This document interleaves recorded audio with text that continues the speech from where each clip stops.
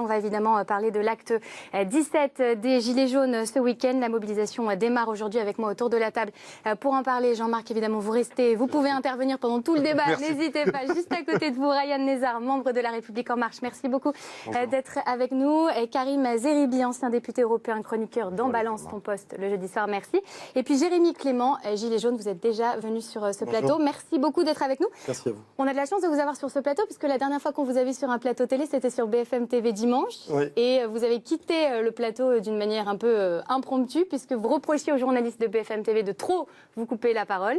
Il vous a répondu, si vous n'êtes pas content, la porte est là, vous pouvez y aller. Et du coup, c'est ce que vous avez fait, vous vous êtes levé, vous êtes parti. J'ai fait preuve de bon sens, je pense. Après, c'était répétitif. J'avais fait plusieurs plateaux avec ce journaliste. J'ai vu que ça a attisé un petit peu, ça a fait un buzz. C'était pas l'idée. Il est prévu que j'y retourne avec ce journaliste, justement, pour montrer que peu importe qui fait quoi ou qui se trompe, on peut travailler en bonne intelligence. Nous aussi, les Gilets jaunes, on a des messages à faire passer, donc les médias sont importants pour nous. Pour le reste, on verra pour la suite. Ça veut dire que vous regrettez maintenant, si vous y retournez, ça veut dire que vous regrettez non, pas du tout. Non, justement, ça veut dire qu'il ne faut pas rester sur une défaite. Je crois que c'est Nelson Mandela qui disait soit on gagne, soit on apprend. Donc pour ma part, c'était d'une évidence de pouvoir partir. Il n'y avait pas d'autre solution, à moins d'être encore plus rabaissé qu'on ne l'est depuis le début du mouvement. Il y a eu des appels de leur part, il y a eu un mea culpa. On verra pour la suite. On apprend tous les jours, ça c'est sûr, et on va essayer d'apprendre des choses pendant cette émission. On y va avec le premier thème que nous allons aborder. Ce week-end a lieu la grande collecte des Restos du Cœur. 42 artistes mobilisés pour récolter des fonds autour de l'élan de solidarité voulu par Coluche.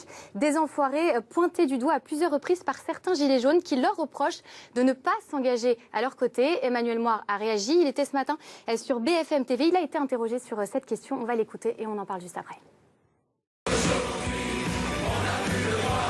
Depuis 1989 et la première tournée, ils sont toujours là. On distribue tous les ans 120 millions de repas. Juste l'acte en soi est extraordinaire, mais en plus on se fait plaisir. Du plaisir pour la bonne cause, mais les artistes, enfoirés ou ex-enfoirés, sont pointés du doigt par les Gilets jaunes, qui aimeraient bien du soutien de leur part. Est-ce qu'on peut déjà se rappeler pourquoi les enfoirés existent et que malheureusement ils existent encore des années après? Je crois que leur combat est légitime et il suffit, il n'y a pas besoin d'en rajouter, de trouver toujours quelque chose pour faire parler des enfoirés. Pas besoin de trouver toujours quelque chose pour parler des enfoirés. Jérémy Clément, vous comprenez pourquoi les enfoirés refusent de s'associer à votre mouvement? Bien sûr. Il y a eu, on a embêté une partie du peuple, les commerçants, les citoyens, qui étaient essentiellement aussi gilets jaunes. Il n'y avait pas besoin de porter un gilet, sauf que tout ce qui s'est passé depuis le début du mouvement, ça a été compliqué pour tout le monde. On est parti d'une hausse du carburant pour finir à un manque de représentativité et, de la part de nos élus. Donc le fossé est large comme ça. Les choses sont en train de se rectifier. J'ai bon espoir qu'on puisse raviver la fraternité qui a été créée à travers le mouvement des Gilets jaunes pour tous, parce que ce mouvement, il ne concerne pas que les Gilets jaunes qui militent les samedis ou qui sont présents sur des ronds-points la semaine, parce qu'il y en a encore. Le plus important, ça va être ça dans les 15 prochains jours, de montrer qu'on se structure, qu'on est structuré et qu'on est capable de pouvoir débattre à la même table pour changer notre système. Karim Zeribi, vous comprenez vous aussi ce choix des enfoirés de ne pas s'associer au mouvement des Gilets jaunes? Je n'ai pas à comprendre. Moi, je considère que la démocratie, c'est pas la guerre et c'est l'obligation pour personne de soutenir quelque cause que ce soit. Je veux dire, je comprends pas qu'on pointe les gens, moi. Je comprends pas que... Oui, mais les enfoirés, c'est les plus démunis, a priori, c'est la solidarité. On aurait pu penser qu'ils auraient pu s'associer avec les Gilets jaunes. Ils peuvent ne pas être d'accord avec la totalité et la manière dont les Gilets jaunes mènent leur combat. C'est leur droit, c'est un droit. Quand un comédien va dans une radio dire qu'à un moment donné, les Gilets jaunes l'insupportent, mais c'est son droit. Je suis pas d'accord avec lui, mais c'est pas parce que je suis pas d'accord avec lui que je vais l'empêcher de penser ce qu'il a envie de penser. Je veux dire, Voltaire disait, je ne suis pas d'accord avec ce que vous dites, mais je me battrai jusqu'à la mort pour que vous puissiez le dire. C'est ça la grandeur et la beauté de la démocratie. Les Gilets jaunes doivent comprendre qu'il y a des Françaises et des Français qui ont le droit de ne pas être en faveur de leur combat. Et c'est pas pour ça que ce combat doit s'arrêter. Ryan Nezar, les Français comprennent qu'ils ne sont pas toujours en accord avec la position des Gilets jaunes, avec leurs actions. Mais d'abord, la démocratie, je vous rejoins, c'est pas le pouvoir de celui qui crie le plus fort. C'est le pouvoir de celui ou celle qui rassemble le plus de voix. Donc en l'espèce, les enfoirés, je pense que nul autour de cette table ne peut remettre en cause ce qu'ils ont fait quand même. C'est des millions de personnes qui chaque année sont aidées grâce à cette action. C'est des associations caritatives au-delà des enfoirés. Après, qu'ils rejoignent ou non un mouvement social, un mouvement politique, c'est leur liberté. Nous, on n'est pas là pour commenter cela. En tout cas, c'est pas ma conception du débat politique. En tout cas, je note et je veux dire, j'apprécie, je le dis sincèrement, l'appel au calme, l'appel à la sérénité, l'appel au débat que vous passez. Ça n'a pas été le cas de tous les représentants. Peut-être que vous pourrez critiquer leur légitimité ou pas, mais ça n'a pas toujours été le cas au sein de ce mouvement. Et en tout cas, je trouve qu'aujourd'hui, on est dans une phase de grand débat. Il faut qu'il y ait des solutions qui en sortent. Il faut qu'on entre dans le concret et qu'on sorte un peu des postures. Justement, on va parler de ce grand débat puisqu'on a appris qu'Emmanuel Macron veut prolonger le grand débat et annonce des étapes en avril et en mai. Comment vous interprétez cette décision? C'est le gouvernement qui décide de gagner du temps? Non, pas du tout. L'idée, c'est qu'il y a dans le grand débat des choses qui se sont exprimées. Hier soir, j'étais par exemple dans le 93, dans le sud-est du département. On avait un grand débat, il y avait des dizaines de personnes qui étaient là. Elles ont parlé de justice fiscale, beaucoup de propositions sur l'impôt sur le revenu, sur les successions, d'autres sujets, sur la TVA. Elles ont parlé de transition écologique, glyphosate, est-ce qu'il faut sortir en 3 ans, 5 ans, comment accompagner les agriculteurs. Elles ont parlé aussi de l'organisation des services publics. Est-ce qu'on manque vraiment d'agents publics ou est-ce qu'ils ne sont pas forcément affectés au bon endroit? Est-ce qu'ils n'ont pas forcément la bonne revalorisation de leur métier? Mais ça va durer combien de temps le grand débat? Eh bien, ça durera jusqu'au moment où il y aura des solutions. Donc le grand débat, ça peut durer 1 an, 2 ans? Non, bien sûr que non. Le débat, il se termine le 15 mars. Ouais, et ensuite? Ensuite, il faut qu'il y ait une traduction. Je vous donne un exemple. La question des familles monoparentales. Il y avait beaucoup de mères isolées sur les ronds-points. C'est un vrai sujet. Aujourd'hui, vous avez 300 000 mères isolées. Moi, je viens d'une famille monoparentale, donc c'est un sujet qui me touche, qui ne touche pas la pension alimentaire. Parce que vous connaissez peut-être le mécanisme. Il y a une agence, et donc il faut demander à l'agence. Et en gros, les mamans disent ah non, je ne vais pas envoyer un huissier pour aller récupérer chez le père de mes enfants. Il faut que ce soit automatisé. Mais pour cela, on a besoin. Temps ça va durer? Parce qu'on nous a expliqué qu'on aurait des réponses en mars ou en avril. Et là, on nous dit peut-être finalement ce sera avril, ce sera mai, ce sera peut-être juin. Combien de temps? C'est que le grand débat, il s'arrête le 15 mars. Et ensuite? Maintenant, il faut qu'on soit des solutions. Et encore une fois, on ne peut pas dire... Et on se donne combien de temps pour ça? Mais on se donne le temps qu'il faut. On ne peut pas dire... Donc il n'y a pas de limite en fait? Mais c'est la politique. C'est-à-dire qu'on ne peut pas dire on construit des solutions d'en haut, alors que ce mouvement des Gilets jaunes a eu pour principale revendication la volonté d'influer sur les décisions qui sont prises là-haut. Donc il faut une cohérence. Pardon, mais il en faut quand même une limite à un moment, parce qu'effectivement, les Gilets jaunes sont dans une situation d'urgence. Donc si on n'apporte pas de délai de temps, on ne sortira jamais, en fait, cette crise. Ça peut durer très très longtemps, des semaines, des mois. On peut être encore autour de la table ici dans 3 mois. Il y a des réponses qui ont déjà été apportées en décembre. Regardez par exemple la prime Macron. Beaucoup ont dit ah, vous verrez, ça ne marchera pas, Sarkozy l'a déjà essayé. Prime Macron, 74% des entreprises l'ont distribué. C'est plus de 500 € pour les salariés en moyenne. La prime d'activité, on a dit finalement c'est un gadget, ça ne bénéficiera pas à tout le monde. Il y a 1,1 million foyers supplémentaires qui ont eu accès à cette prime. C'est plus de 200 € de pouvoir d'achat par mois. Donc il y a eu des premières réponses. Maintenant, je pense que vous allez en parler sur la question des institutions. Il va falloir apporter des réponses. La reconnaissance du vote blanc potentiellement, le vote obligatoire, la question du référendum, la proportionnelle, le nombre d'élus et les moyens qu'ils ont. Donc ça prend du temps. On peut pas faire tout d'un coup. Ça vous énerve, là, ce temps qui passe et ces propositions concrètes qui n'arrivent pas? Non, ça ne m'énerve pas. Ça devrait arriver quand même à partir de la semaine prochaine. C'est évident. Si ça avait dû m'énerver, ça m'aurait énervé depuis longtemps. Et comme beaucoup d'amis et de frères gilets jaunes, j'aurais commencé à péter un plomb. Et puis, j'aurais voulu faire preuve de violence et autres. Non, ça ne m'énerve pas, ça me frustre et ça me désole. Parce que quand je rencontre énormément d'élus, de députés et autres. Et lorsqu'on vous entend parler, on a toujours envie de vous croire. Le problème, c'est qu'on sait qu'il n'y aura rien, comme il n'y a rien eu avant. Je veux dire, il n'y aurait pas eu, je pense que s'il n'y avait pas eu de campagne à mener tout prochainement, le mouvement aurait été étouffé à travers la violence dont on peut faire voir, parce qu'on parle aussi de la violence des Gilets jaunes, mais il y a quand même plus de 200 000 blessés, mutilés. Du côté, on n'a jamais vu ça. Il y a l'ONU qui a demandé un rapport en exigeant que les LBD, ce que nous on appelle les LBA, les lanceurs d'attaque, soient privés de tout ça. Je veux dire, à chaque fois que nous, les Gilets jaunes, on a fait un pas en avant, qu'on a appelé au calme et que c'était sur le point de fonctionner, on a une annonce de la part d'Emmanuel Macron le jeudi soir ou le vendredi qui faisait ordre comme un coup de fusil et qui, à la limite, remotivait et remobilisait les troupes pour aller dans la rue. À un moment donné, il faut aussi se poser les bonnes questions. Tout ce que vous dites, moi, ça me va. Ça me va, mais quand est-ce qu'on le matérialise? Enfin, remobiliser les troupes, vous êtes 40 000 quand même. Hein. Alors ça, c'est ce qui est dit, mais des petites nous, quand même. nos rapports, on est 1 850 000 et où vous êtes 1 850 000? Bah, écoutez, pas dans la rue? Peut-être que... Non, effectivement, pas dans la rue. Ah, mais oui, peut-être que le 16 mars, sachez que le 16 mars, il y a une grosse mobilisation qui est demandée. Peut-être vous aurez 1 million de personnes. Mais vous êtes d'accord pour dire qu'il n'y a pas grand monde pour l'instant dans la rue? Si c'est le cas, comment? Vous êtes d'accord pour dire qu'il n'y a pas grand monde? Alors, pour vous, il y a 40 000. Pour nous, on est entre 2 et 400 000. Tout dépend. Mais peu importe, je suis d'accord avec vous. Mais c'est un peu décevant pour vous. Pourquoi? Je vais vous donner des raisons. Il y a eu les actes de violence où il y a des gens il y a des gilets jaunes qui ne veulent pas s'y associer. Il y a des gens qui avaient déjà la tête sous l'eau au début du mouvement et qui maintenant sont complètement noyés. Donc ils ont repris leur vie en main avec des arriérés qui étaient encore plus importants qu'au début du mouvement, etc., etc. Il y a des vraies causes à effet qui sont dues à ça. Maintenant, moi, je suis prêt à débattre sur tous les sujets, mais j'en suis plus à mon niveau à des revendications. On en est déjà présenté un programme pour pouvoir faire quelque chose au sein de l'Union européenne, parce qu'il y a une opacité là-bas qui est monumentale. Il n'y a aucune transparence comme c'est le cas en France. On ne sait pas. Nous, aujourd'hui, on a envie, si vous n'êtes pas capable de le faire, de pouvoir vous montrer que si on y arrive, parce que vous savez, rien n'est fait, hein, rien n'est joué dans la vie, hein. Tout est possible. Hein. Si on y arrive, on a envie de vous montrer quel rôle on attend de vous.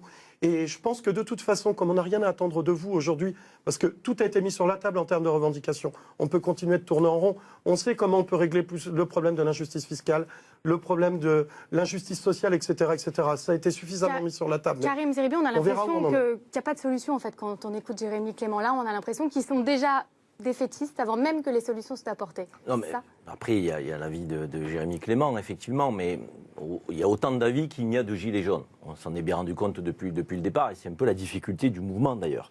Donc, un peu une incapacité à se structurer, il faut le reconnaître. Un mouvement qui est né le 17 novembre sur des bases très légitimes, avec des femmes et des hommes en colère, en souffrance. Et aujourd'hui, malheureusement, on fait de nombreux débats pour évoquer plutôt les violences, et on en a oublié la revendication de départ, qui était, encore une fois, très légitime. Et donc, on a des gens qui sont dans une forme de lassitude vis-à-vis de ce mouvement, parce qu'il n'a pas donné le sentiment d'être incapacité de se structurer et de formuler des propositions concrètes, de rentrer dans le cadre du débat national. Moi, très franchement, je veux dire, on peut penser ce qu'on veut de l'issue du débat, mais on ne la connaît pas. Donc, autant jouer la carte du grand débat.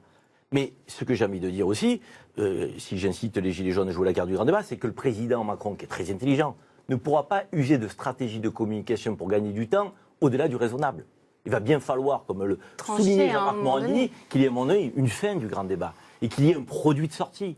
Et un produit de sortie qui prenne en compte les aspirations, les attentes de nos concitoyens. Mais est-ce qu'il n'est pas en train de laisser passer les européennes, en fait? Est-ce que l'idée, c'est pas de repousser tout ça après les européennes? Il a déjà commencé. Hein. On a 2 à 3 annonces par jour qui vont dans le sens de la campagne. Aujourd'hui, c'est pour les commerçants. Aujourd'hui, il vient de regagner l'électorat des commerçants, non pas en ayant protégé leurs boutiques ou protégé les grandes places et protégé les citoyens, mais en offrant une exonération fiscale. Est-ce que vous n'êtes pas en train de vous faire avoir? Est-ce que vous n'êtes pas en train de vous faire avoir au final? Mais on se fait avoir tous les jours en ce moment, chaque semaine qui passe. Maintenant, ça ne nous empêche pas de garder la foi et de transformer notre naïveté par de l'ambition, politique pour pouvoir vous montrer à vous qu'est-ce qu'on attend de vous et avoir une vraie représentativité des élus. Je vais dire ce que je dis aux antennes, parce que moi, je n'ai pas l'habitude d'avoir un double langage dans les coulisses et sur les plateaux. Je dis à Jérémy Clément que j'avais le sentiment qu'on avait affaire sur les Gilets jaunes sincères, à des naïfs sincères concernant les Gilets jaunes, dans la manière dont ils opéraient, face à des stratèges d'État. Pourquoi? Parce qu'on voit bien que le président de la République remonte dans les sondages. De mon point de vue, c'est une remontée conjoncturelle. Il a bien joué le président de la République parce qu'il est venu sur le terrain de l'autorité alors que les Français en avaient assez de voir des agressions, de la casse. C'était insupportable. On peut être pour les Gilets jaunes et contre le chaos dans notre République. C'est mon cas. Je veux dire, moi, je suis contre le chaos. Donc, je soutiens la cause initiale des Gilets jaunes. Mais vous naviguez un peu. Et je dis, selon les mots, je dis, il en avait marre des violences, il en avait marre de tout ça. Je dis depuis le départ, je suis en faveur des revendications des Gilets jaunes, mais je les invite à faire une pause. Je les invite à faire une pause. Karim, lesquelles de faveur? Social fiscal, pouvoir d'achat, et à un moment donné, les taxes dans notre pays qui frappent les classes moyennes, qui ont peur du déclassement, qui n'en peuvent plus. Donc c'est pas normal que dans une république telle que la nôtre, 5e, 6e puissance mondiale, on soit classe moyenne et on ait peur de quoi? De régresser, pas de progresser. La méritocratie républicaine semble ne plus fonctionner. On a l'impression qu'on ne récompense plus le travail. Et les mesures, on les prend beaucoup plus facilement pour répondre aux représentants de la République en marche sur le plateau. On les prend plus facilement quand il faut augmenter la CSG, baisser l'APL, baisser l'ISF. Là, les mesures, alors là, pour le tour, on n'a pas besoin de grand débat. Claquement de doigts, ça va vite. Mais c'est populiste, ça. Mais non, c'est une réalité. Forcément, on augmente les taxes. C'est populiste. Mais non, c'est les faits. Vous voulez un exemple concret? Attendez, excusez-moi. C'est intéressant ce que dit Jean-Marc Morandini. Jean-Marc Morandini, est-ce qu'on a mis du temps pour baisser l'APL? Non, mais je vous pose une question. D'accord. Est-ce qu'on a mis du temps pour augmenter la CSG? Mais c'est populiste de dire on augmente facilement les taxes. C'est une réalité. Mais vous savez qu'il n'y a plus d'argent. Est-ce que dire la réalité, c'est être populiste? Vous savez qu'il n'y a plus d'argent. Karim, écoutez-moi, vous savez qu'il n'y a plus d'argent dans le caisse. Vous savez qu'il y a un déficit. d'argent. Non, Donc non. il faut répartir Jean-Marc, autrement. non, Attendez, non. il faut répartir autrement l'argent qui existe. Jean-Marc, C'est ça il y la a plus solution. d'argent. Carrefour paye 8% d'impôts sur les sociétés. Merci. La petite PME du coin, 33%. Il n'y a plus d'argent. 80 milliards d'évasion fiscale. Il n'y a plus d'argent. Karim C'est- Zeribi. je veux Ryan dire, Nezar, on va mais vous vous pouvez écouter pas dire un qu'il n'y a mot. plus d'argent. Un mot, Il y a Ryan plus d'argent Nezar. dans les caisses. Allons chercher Il n'y a l'argent. plus là où d'argent il est. dans les caisses. Moi, je vais vous dire, je veux qu'il y ait des riches dans notre pays. J'ai pas de problème avec ça. Mais si on me dit, il faut qu'il y ait des riches, et après la stratégie du ruissellement va fonctionner toute seule, ça ne marche pas. Quand vous baissez l'ISF et que vous dites, on espère que la baisse de l'ISF va faire que les riches vont investir dans les PME. Et pourquoi vous ne mettez pas une contrepartie obligatoire? On va baisser l'ISF, mais la contrepartie obligatoire, vous investissez dans l'outil productif. Il y a un Ryan projet de la Nezar. République en marche. Une là-dessus, Il y a un réaction. regarde, projet. certains C'est députés. toujours des On vous projets. écoute, Ryan Nezar. C'est allez-y. toujours des projets. Juste pour rebondir, parce qu'il y a beaucoup de choses qui ont été dites rapidement. D'abord, sur les commerçants. Vous le savez, il y a aujourd'hui 72 000 personnes qui sont en chômage partiel du fait de ce mouvement. Je vous le dis, c'est pas pour vous prendre Non, un témoin, c'est c'est de pas la vous. non-réponse du gouvernement à ce mouvement. Non, non. Merci. Attendez. Mais pourquoi J'aurais pas dit mieux. Ça, Mais c'est juste- la juste- stratégie. juste- On l'écoute, pardon, on l'écoute, s'il vous plaît, on juste- l'écoute, on juste- l'écoute, il va stratégie terminer. de com. On l'écoute Vous avez pour terminer. écouté avec C'est la sérénité. stratégie. On l'écoute pour Pas terminer. forcément d'accord avec vos propos, mais parce que c'est la démocratie. Il y a aujourd'hui 72 000 personnes, c'est un fait objectif, qui sont en chômage partiel. Par le Qui ne l'étaient pourrissement pas, du mouvement, qui ouais, ne l'étaient c'est pas vrai. avant le début du mouvement social. Donc 40 000 Qu'a fait le personnes ont ministère du bloqué Travail 72 000 personnes. Qu'a fait le ministère du Travail? Il a débloqué 38 millions d'euros justement pour que les entreprises ne licencient pas ces personnes. Il y a aujourd'hui des commerces qui ont perdu, et vous le savez, vous en avez parlé sur d'autres antennes, et je vous rejoins, qui ont perdu 15 à 40% de chiffre d'affaires parce que tous les samedis, ils sont obligés maintenant à intervalles réguliers de baisser la devanture. Il y a une image internationale qui est donnée de notre pays, Revendication du 17 novembre. Il y a le grand débat en même temps. Il y a une image Attendez aujourd'hui. la solution du grand débat. On laisse terminer Ryan Nezar et puis après on Une image clôturera ce aujourd'hui de débat. notre pays qui est donnée, qui n'est pas très flatteuse. Maintenant, sur les européennes, vous avez aussi évoqué la possibilité d'avoir une liste vous concernant. Non, C'est non, là encore, non mais une volonté en tout cas. Et je veux dire, là encore, que c'est ça, ouais. c'est votre liberté. Vous avez évoqué deux sujets, la question de la fiscalité. Je pense qu'on va se rejoindre sur le constat, pas forcément sur les solutions, mais au moins sur le constat. Un grand enjeu aujourd'hui au niveau européen, c'est la question de la justice fiscale. Pourquoi? Vous avez des grandes entreprises qui optimisent de l'ordre de 20% de leurs bénéfices et qui échappent à l'impôt. Pourquoi? Parce que nous n'avons pas aujourd'hui de calcul harmonisé de l'impôt sur les bénéfices de société en Europe. Et vous avez des entreprises qui se jouent des différences de législation pour payer moins d'impôts là où c'est possible. Ça, c'est la réalité Vous aujourd'hui. parlez de l'Irlande, là, par exemple, qui Mais va pas payer que, mais pas que. 0,05% au lieu des 12,5% en moyenne. Mais pas Ok. que. Mais ça, je veux dire, moi j'ai 28 ans. Je ne suis pas parlementaire européen aujourd'hui. La République en marche n'existait pas aux dernières européennes. Donc ça, c'est le constat aujourd'hui. On le fait tous autour de cette table. C'est dommage parce La qu'on peut question, pas c'est répondre. qu'est-ce qu'on fait? Alors qu'il y a des La réponses. question, c'est qu'est-ce Oh qu'on oui. fait? C'est Donc dommage. il faut qu'on ait un impôt sur les sociétés harmonisé au niveau européen. C'est pas vrai. Il faut qu'on harmonise que des pays comme celui que vous avez cité. Aujourd'hui, c'est les augmentent lobbyistes et les progressivement. financiers qui décident et qui poussent et Comment qui on Karim, sont les Karim influenceurs. Zeribi, je Mais non, sens que ça c'est des choix bouillonne. là. politiques. Bien sûr, ça Il nous bouillonne, reste parce que- très peu de temps. On va faire juste Et un ça tour de bouillonne table parce pour que c'est clôturer la ce débat. politique politicienne, il est en train de nous endormir. Je vais vous dire, il y a une mesure très simple qu'on pourrait prendre. Quand vous produisez votre chiffre d'affaires en France, même si votre siège, vous le mettez en Belgique ou je ne sais pas où, vous payez vos impôts en France. Exactement. Les États-Unis font ça. Il n'y a pas besoin d'Europe pour ça. C'est la souveraineté nationale. On nous parle d'harmonisation européenne parce qu'on sait très bien que ça ne va pas se faire demain, ça va se faire dans 10 ans, dans 15 ans, dans 20 ans. J'étais parlementaire européen. Pour qu'il y ait une harmonisation sociale et fiscale, il faut un traité. Mais vous pensez qu'on a un traité aujourd'hui dans l'Europe telle qu'elle est, elle se disloque. Les Italiens ne sont pas d'accord avec les Français, les Hongrois ne sont pas d'accord avec les Allemands. Non, Donc on se résigne. il faut On trouver lâche des la tête, solutions. on on fait rien. agit avec la législation française, ce que vous ne dites Non, mais pas, c'est ridicule. et c'est là où vous êtes malhonnête intellectuellement, parce qu'on pourrait tout à fait faire l'impôt national qui oblige encore une fois à ceux qui produisent et qui font du chiffre d'affaires dans notre pays à payer les impôts oui. chez nous. Vous apportez Pourquoi on ne cette légifère solution pas et on en débattra. Je suis désolée, messieurs, je suis obligée de vous arrêter. Je suis obligée de vous arrêter. On terminera vous voyez, sur ça. On n'a il y a même pas des solutions. Stop, Karim La Zeribi. On n'a taxe même pas GAFAM eu qui le vient temps. d'être adoptée S'il par vous le plaît. Conseil des Stop, ministres. stop, c'est terminé. Après, je vais être obligée voilà, de vous couper la parole. Ça va pas être très élégant. C'est déjà le moment de clôturer ce débat. Je sens qu'il y avait beaucoup de choses à dire. Évidemment, vous reviendrez pour en reparler une proposition sur ce débat. Allez-y quand même. Jean-Marc Alors, Morandi met en place une émission en sur les 20 sociétés. secondes. Débat de société. Comme il est en Comment- face, il peut vous répondre. Ah bah, avec plaisir. Et en le plus, faire. il adore ça. Et pour Ça la lui journée plaît. des droits de la femme, je tenais juste à dire que vivement qu'on est l'année de la femme complètement. Parce que C'est-à-dire que 364 vous voulez jours. qu'elle perde ma place tout C'est le temps, ça, c'est c'est ça. ce qu'il est en train de dire. pour vous, Allez, vivement justement, qu'on ait la l'égalité place que surtout. j'occupe d'habitude, c'est celle du Journal des médias. Merci beaucoup à tous les Merci. trois d'être Merci à venus vous. sur ce plateau. On va passer au Journal des médias, donc avec vous, Jean-Marc, et la finale de la Ligue des Champions.